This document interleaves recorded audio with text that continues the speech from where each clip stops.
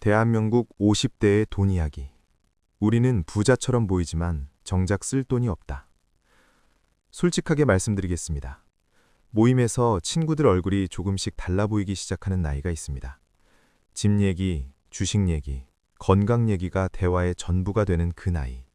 바로 50대입니다. 아이들 대학 보내고 나서 이제 좀 숨통이 트이나 싶었더니 이번에는 은퇴 얘기가 나옵니다. 누군가는 회사에서 밀려났고, 누군가는 스스로 나왔고, 누군가는 아직 버티고 있습니다. 그리고 슬쩍 이 생각이 머릿속을 스칩니다. 저 친구 통장에는 얼마나 있을까? 나는 저 친구보다 많이 모았을까, 적게 모았을까? 아무도 말하지 않지만 모두가 궁금해합니다. 한국에서 50대를 맞이한 사람이라면 누구나 한 번쯤 해봤을 질문입니다. 그런데 가장 친한 친구 사이에서도 돈 얘기는 꺼내기가 어렵습니다. 분위기가 어색해지고 비교가 되고 괜히 자존심이 상합니다. 그래서 오늘 제가 대신 말씀드리겠습니다. 통계청 가계금융복지조사, 국가데이터처, 국민연금공단 자료를 바탕으로 연령대별 평균 자산을 정리하고 그 숫자가 실제로 충분한 건지 냉정하게 따져보겠습니다. 오늘 이야기는 단순한 통계 나열이 아닙니다. 내가 지금 어디쯤 서 있는지, 그리고 앞으로 어떤 준비가 필요한지를 냉정하게 점검하는 시간입니다. 결론부터 말씀드리겠습니다. 우리는 숫자상으로 부자처럼 보이지만 실제로 꺼내 쓸 수 있는 돈은 생각보다 훨씬 적습니다. 자산은 있는데 현금이 없고, 집은 있는데 생활비가 없습니다. 이것이 지금 대한민국 50대가 처한 냉정한 현실입니다. 숫자가 위로가 될 수도 있고 경고가 될 수도 있습니다. 어느 쪽이든 아는 것이 모르는 것보다 낫습니다. 통장 속 숫자의 실체, 자산 구조가 문제다. 2025년 가계금융복지조사 기준으로 연령대별 평균 자산을 보겠습니다. 20대 이하 1억 5,500만 원, 30대 3억 5,900만 원, 40대 6억 2,700만 원, 50대 6억 6,200만 원, 60대 이상 6억 원입니다. 특히 50대 평균 순자산, 즉 빚을 뺀 실질 자산은 5억 5,161만 원으로 전 연령대 중 가장 많습니다. 숫자만 보면 꽤 여유로워 보입니다. 그런데 여기서 반드시 짚어야 할 것이 있습니다. 이 자산의 구성을 봐야 합니다. 50대의 자산의 75% 이상이 부동산입니다. 아파트 한 채, 상가, 오피스텔, 현금으로 쉽게 꺼내 쓸 수 없는 돈입니다. 실제로 통장에 넣어두고 생활비로 쓸 수 있는 금융자산, 즉 저축액의 중환값은 어떨까요? 50대 금융자산 중환값은 8,100만 원에 불과합니다. 평균도 아니고 중환값이 8,100만 원입니다. 60대에 접어들면 이 금융자산 중환값이 4,150만 원으로 반토막 납니다. 소득이 끊긴 후 별다른 구조 변화 없이 현금을 소진하며 버티는 현실이 그대로 보입니다. 40대 상황은 더 복잡합니다. 평균 자산 약 6억 2천만 원에 소득은 전 연령대 중 최고, 연평균 근로소득 6,897만 원입니다. 하지만 부채도 가장 많습니다. 평균 부채 1억 4천만 원 이상으로 전 연령대 압도적 1위입니다. 자녀 교육비, 주택담보대출 상환, 부모 부양까지 버는 만큼 나가는 세대입니다.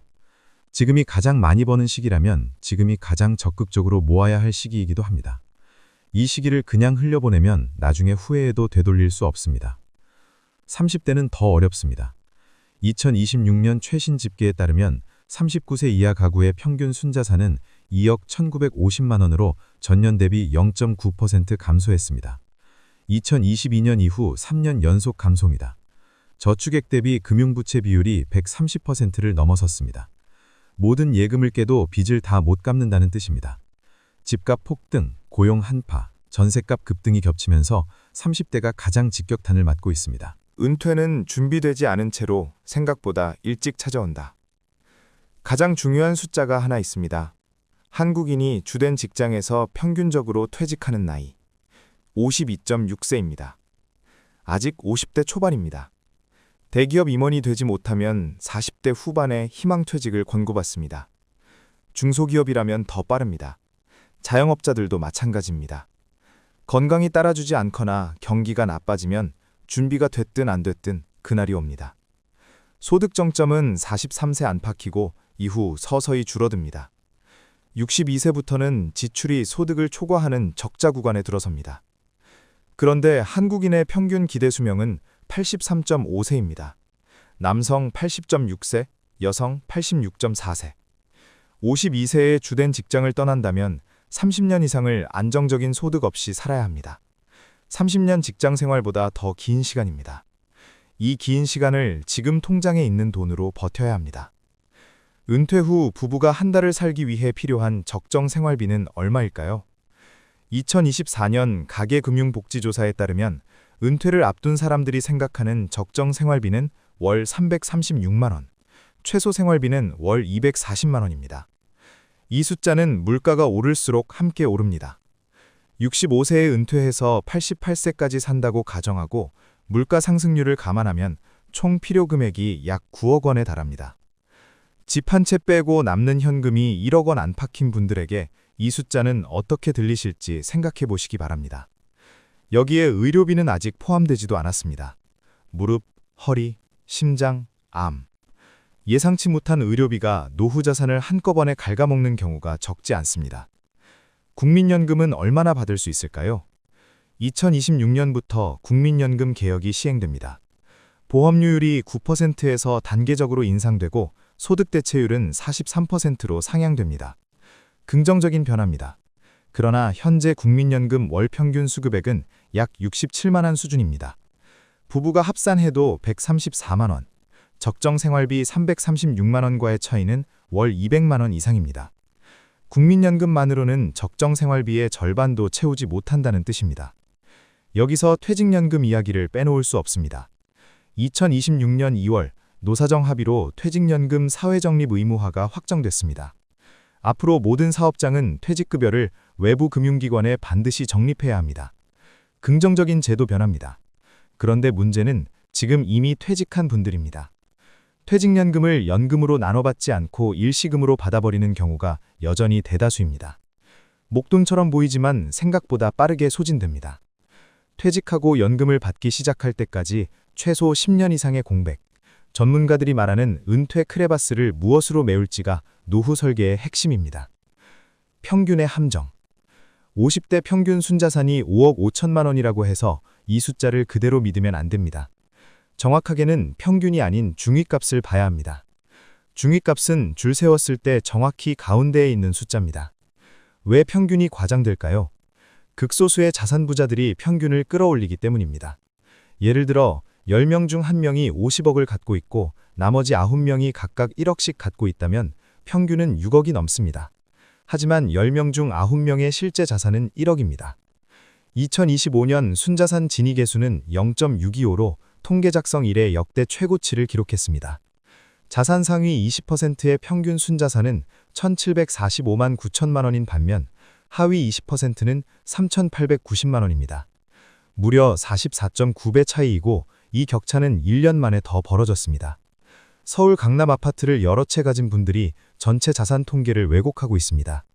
그 숫자를 나의 기준으로 삼으면 영원히 불안에서 벗어날 수 없습니다. 전체 가구의 57%가 순자산 3억 원 미만입니다. 절반이 넘는 가구가 3억도 없습니다. 반면 순자산 10억 원 이상 가구는 전체의 11.8%입니다. 이 소수가 평균을 끌어올리는 구조입니다. 내가 평균에 못 미친다고 해서 유독 잘못 산 것이 아닙니다. 내 주변 친구들 통장에 두셋이 있다면 사실 꽤 잘 모은 편에 속합니다. 대부분이 비슷하게 부족합니다. 부의 양극화는 이제 통계가 아니라 체감의 현실이 됐습니다.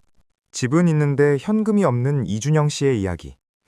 58세에 29년간의 직장 생활을 마무리한 이준영 씨, 가명을 생각해 보겠습니다. 서울 외곽에 시세 5억짜리 아파트 한 채, 금융자산은 9천만 원 수준. 통계상으로는 충분해 보입니다. 그런데 현실은 전혀 달랐습니다.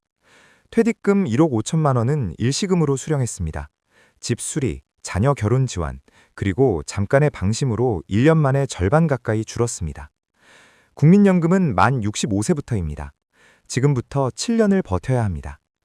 은행 대출을 받으려 했더니 소득이 없으면 은행이 돈을 빌려주지 않습니다. 그렇다고 집을 팔자니 살 곳이 없어집니다. 자산은 있는데 현금이 없어서 생활이 어려운 상황. 이것이 하우스푸어의 노후 버전이고 노후 파산의 전형적인 경로입니다. 더 무서운 건 이겁니다. 집값이 올라 있을 때는 괜찮아 보입니다. 자산이 많으니까요. 그런데 갑자기 돈이 필요한 상황이 생기면 어떻게 됩니까? 나이가 들면 대출받기가 어렵습니다. 사방이 막힌 상황이 됩니다. 이런 상황에서 주목받는 대안이 주택연금입니다. 공시가격 12억 원 이하 주택을 보유한 만 55세 이상이라면 가입이 가능합니다. 집을 담보로 맡기고 죽을 때까지 매달 연금을 받는 구조입니다. 시세 5억짜리 아파트를 60세에 주택연금에 가입하면 매달 약 150만 원 안팎을 종신으로 받을 수 있습니다. 국민연금, 퇴직연금과 함께 세 가지 파이프라인을 결합하면 부족한 생활비를 상당 부분 채울 수 있습니다. 부부 중 한 명이 먼저 세상을 떠나도 남은 배우자가 동일한 금액을 계속 받습니다. 오래 살수록 더 유리한 구조입니다. 코스피 고점 시대, 개인 투자자의 현실. 저는 한국 주식에 투자하고 있습니다. 솔직하게 말씀드리겠습니다. 2025년 말부터 2026년에 걸쳐 코스피는 역사적 고점 구간을 형성했습니다. 방산, 조선, AI, 반도체 관련 종목들이 흐름을 주도하며 상승세를 이어갔습니다. 지수만 보면 대한민국 증시가 황금기를 맞은 것처럼 보였습니다. 그런데 제 계좌는 그렇지 않았습니다. 지정학적 불안이 커질 때마다 개인 투자자들의 수익률은 속절없이 무너졌습니다. 지수가 올라도 내 계좌는 빠지는, 개인 투자자라면 누구나 공감하는 그 기묘한 경험이 반복됐습니다. 외국인과 기관이 먼저 사고 먼저 팔고 개인은 뒤에서 따라가다 물리는 패턴입니다.